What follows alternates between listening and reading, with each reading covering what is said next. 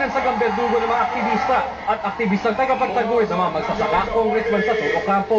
Pero di napigil na magsalpukan ng dalawang kandidato sa pagkasenador. Masyado namang lantad sa maraming tao ang mga ginawang atrocities ng NPA. Kaya naman nating gumawa ng mga programa na maiwasan ang patayan. Na kung magbaba kayo ng baril at mag-usap-usap tayo at magiging magkatulungan tayo, kung maaari. Hindi naman ako nagdadala ng baril ngayon. Isang na taon na ako nasa Kongreso. Hanggang sa huling salita ng dalawa, di natigil ang bangayan.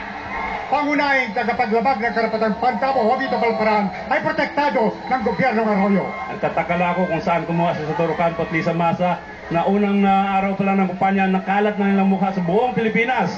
Nanalo si Ocampo sa online voting pero tambak sa Wireless Audience Response System voting o WARS. Malakas yung anti-communist sentiment na in-exploit ni General Balparaan. Kala ko, wala na yung ganyan bias.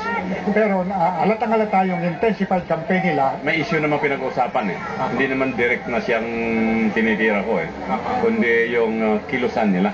Pero kahit tapos na ang programa, hindi pa rin nagpansinan ng dalawa. Isa pang pambata sa Senado